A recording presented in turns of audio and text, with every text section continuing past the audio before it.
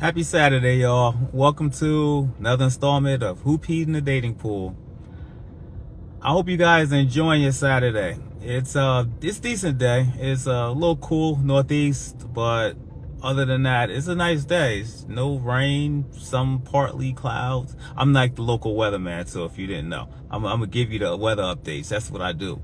But but anyway, it's a really nice day, so go outside, enjoy yourself, unless you're watching this. But if you're watching this, then stay where you are and continue watching this and enjoy the weather afterwards. Like I told you guys before, I want to do an installment, two-part installment series, something a little different. Obviously we still focus on dating and whatnot, but I just want to discuss intimacy in a two-part series. Now we're gonna talk all parts of intimacy, not just, the parts that you guys find fun, that part, I know how y'all get down, but we're talking about all aspects of intimacy, not just the fun stuff, but the stuff that the work goes into, the part that is not so glamorous, the part that's not the meaningful part of intimacy, the parts that create long-lasting relationships. And that's basically what we're here for anyway, right? We're trying to build relationships, and we're trying to build bonds, and you're going to create that through intimacy. So let's get into it. Let's talk about it. So if you watch this show, you know that one of the things that I discuss all the time is communication. And the communication is like one of the biggest parts of intimacy that lacks. It constantly lacks all the time. And I always say that part of the communication lapse is just a lapse of trust more often than not. And people have trust issues because people have lying issues. That's just what it is, and this is nothing new. The Romans were lying to their wives.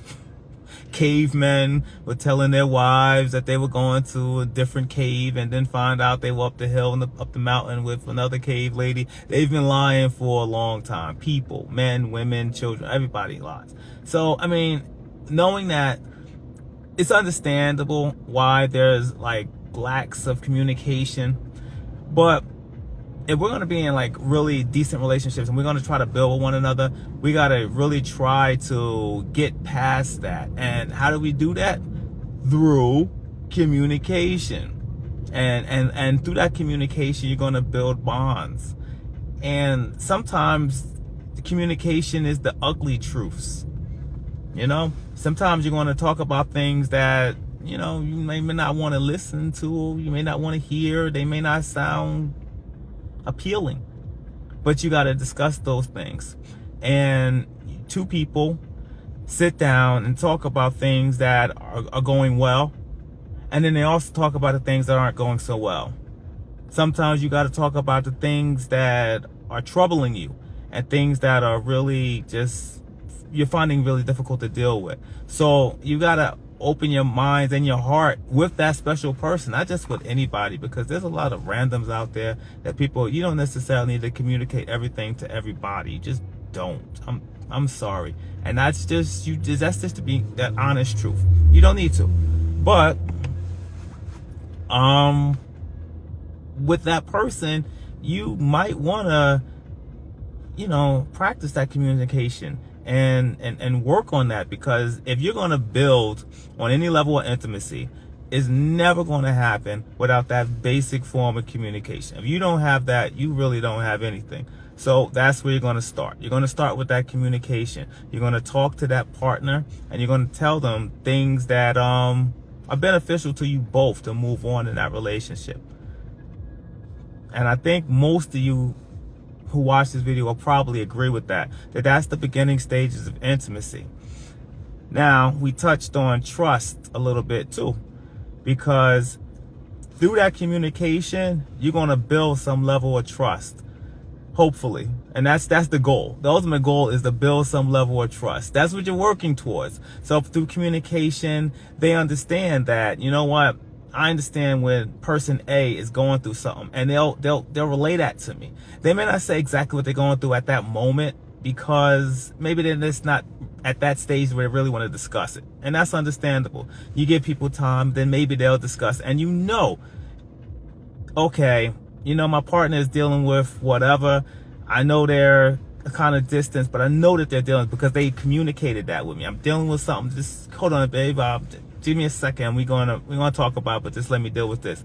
And then that your partner knows what to expect from you through that communication. And through that communication, you're going to develop levels of trust because they know, yeah, at this point in time, he or she is not discussing this, but I know that eventually they're going to come back and they're going to have this conversation and we're going to discuss it. We're going to figure out what we can do as a team to build this and figure it out or whatever, resolve whatever issue that's going on. And that is communication leading to trust. That's one level of trust. And that's what you want to do ultimately. Because sometimes we all, me, you, whomever, we always deal with these issues that sometimes we just let them sit above us like this gray cloud, and we don't address them, and they sit there. And then we have a partner who's right there, but we don't allow them to come in. So now this partner's on the outside looking in. And you really ultimately you want, it's easier to deal with things a lot of times as a team versus trying to deal with everything by yourself alone or whatnot. So if you have that person, that support system there, you're going to use them. And the more you use them and they know that they're there, you're going to build some level of intimacy.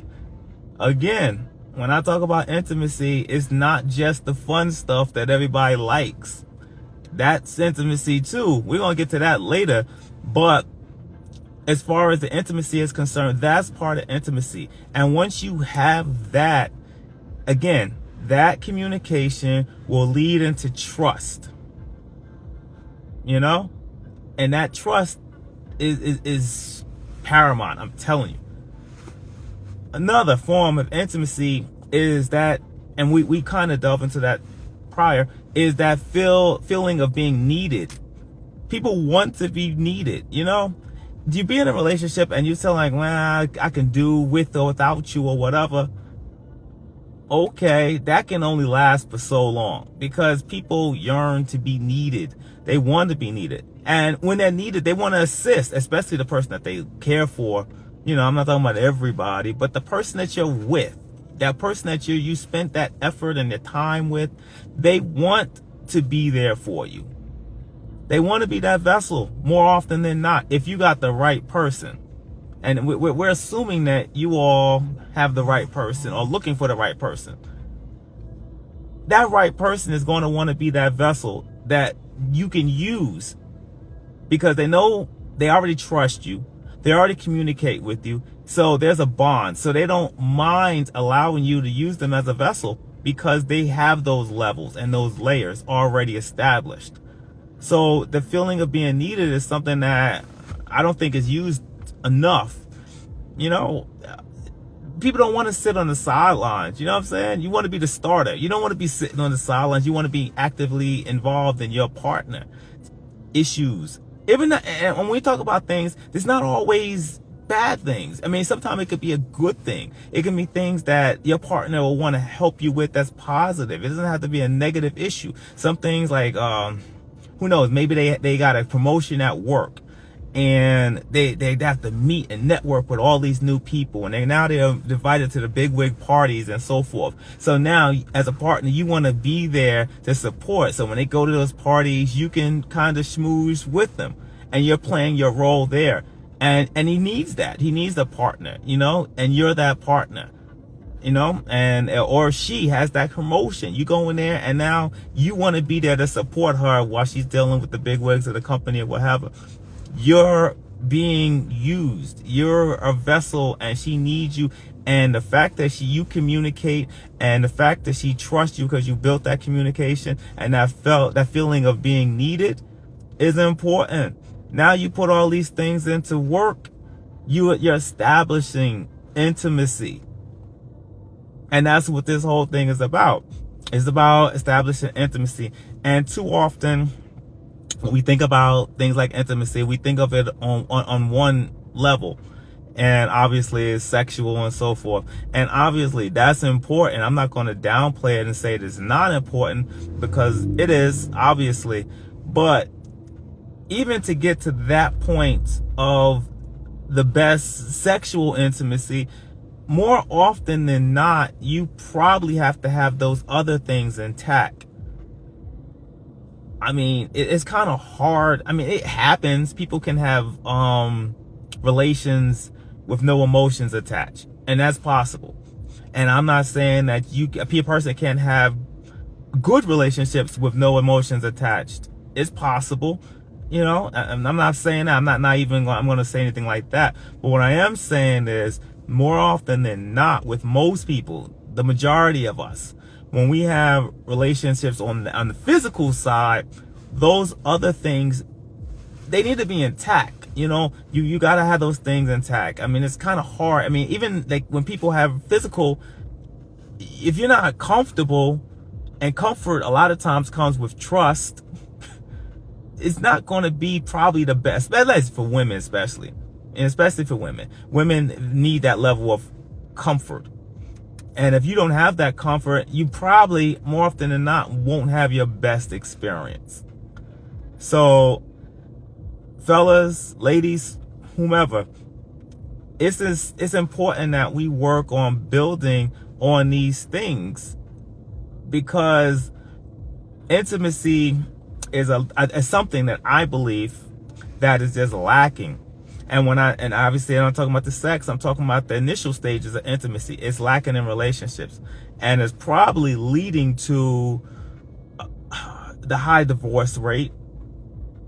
This idea where, you know, men say women aren't this, women aren't jack, and women saying men aren't this and men aren't that. A lot of that comes from the lack of communication too. And you're not communicating with each other. And sometimes communication isn't always good news. You can meet someone, male, female, whatever, you know, from both realities. You can meet someone and you may not be interested in them as in a romantic state. You may not be interested. However, you communicate that to them early. Yeah, I'm just not interested in on that level. And you communicate to that point to them.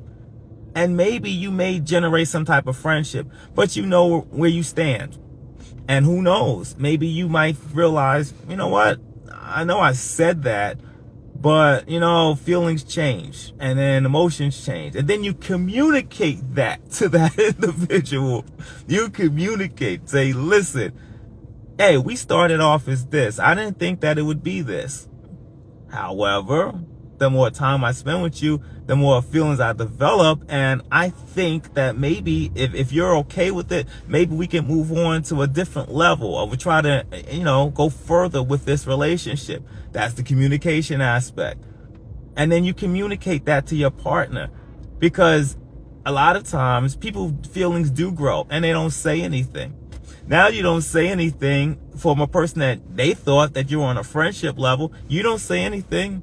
They're going to do it. They're going to do them. Like we say, I'm going to do me because we have a friendship. Now, if you develop feelings, you know, whatever, you got to communicate that.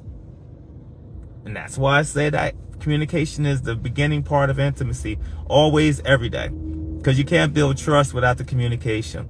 And the trust is the next level that in my steps, the next level of that intimacy stage is the communication, and the communication builds some levels of trust. So what I'm saying is, again, all information in communication is not going to be good information. It may not be something that makes you happy. You may not like the information that you're being given. And that's okay, because that's just life. You don't always like the information, the cards that were dealt. They're not always ideal. Let's say that much. But that's okay. We're adults, so we deal with that. We deal with the ups and downs of life all day, every day. So that's okay. And there you go. So now you're in this relationship, right? We're in this relationship. So we've established the level of communication. We've established some level of trust. We've established some level of need. Now that has to translate into the bedroom or the living room or the bathroom or wherever you're doing this. It needs to go somewhere. Now you got all this intimacy. You got the foundation of this intimacy intact. Now you're going to have to go, do your deeds. But guess what? It comes full circle. Because guess what? Once you get into that stage of the physical stage, guess what happens again? Now you got to start with the communication all over again. So now you're communicating. You're communicating what your wants are, what you like, and what you don't like. So now you're not guessing. You're going into a situation where you're not guessing what's happening. You see, I like this. And they say, hey, I like that.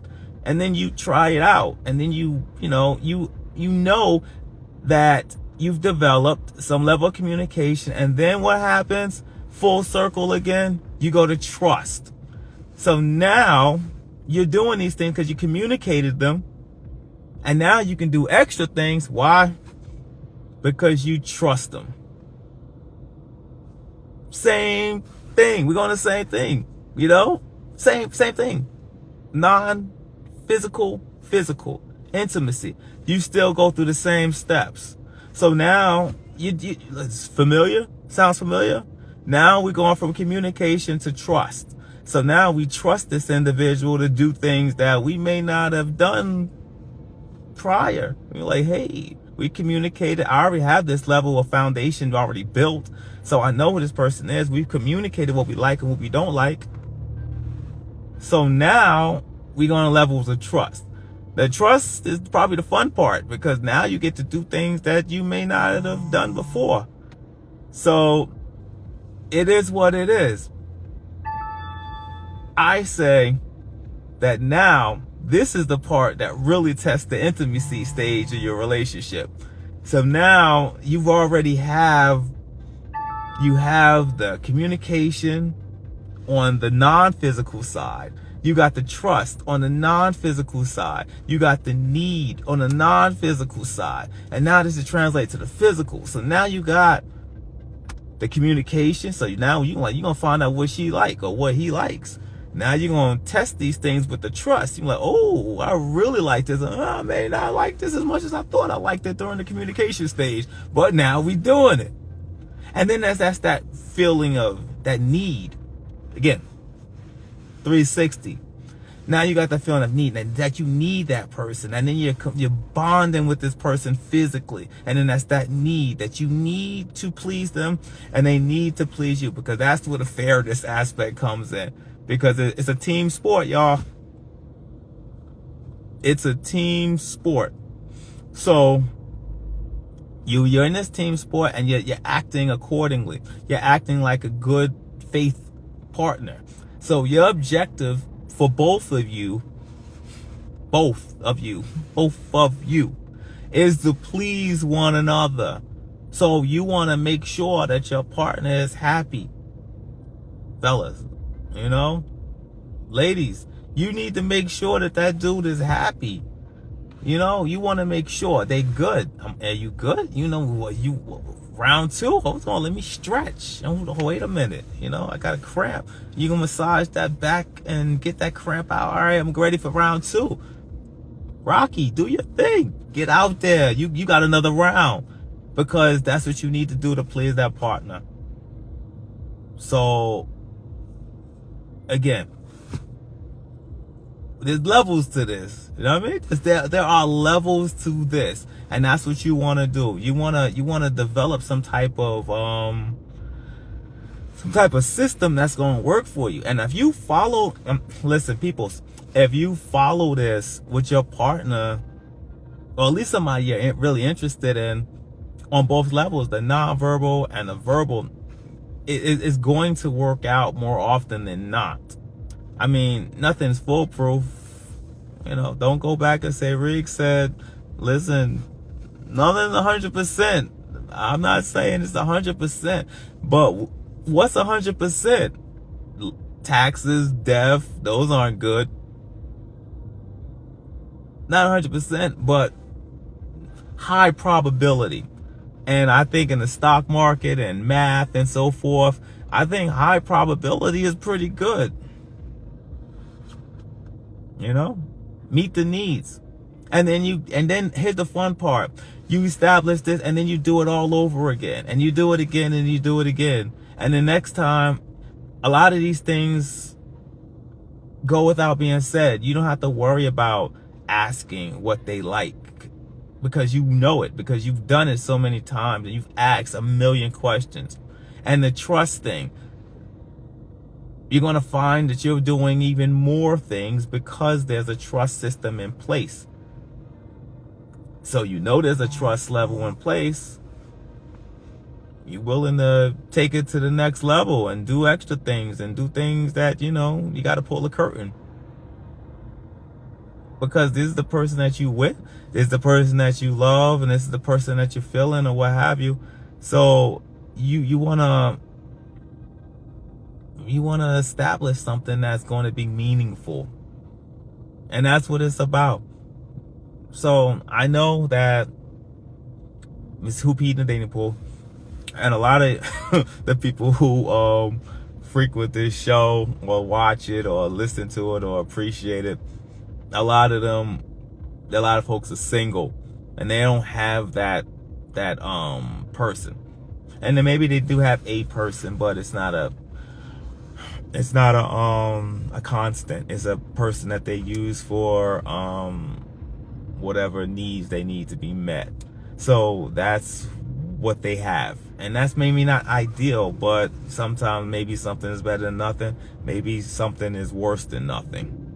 Depends on what circumstance you're in.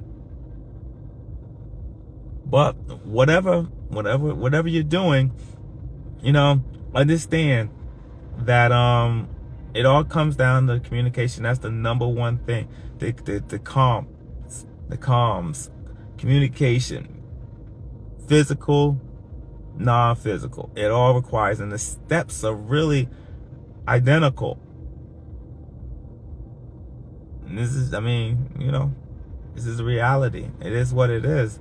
But it's a good thing. And intimacy is important. You know, intimacy in relationships. There's so many relationships in the United States. And when you look at some of the studies of how many times married individuals have intimacy a month, it's mind-boggling. You know, that people having married relationships, they have sex maybe 3 times a month. It's crazy, especially when some of you folks, I know you folks, what you think about what you was doing in those college dorms. Some of y'all was doing it 3 times a day. It's true. Just saying. Things change. I guess we didn't require as much intimacy and communication when people were young. But when you get older, your mind is more mature. It needs more stimulation. And stimulation usually occurs through the communication. So you need that stimulation. So as older folks, you know, as the older we get, we need that verbal stimulation and that reassurance, so to speak. So I think that's the biggest culprit of what's depriving Americans of that intimacy in the United States.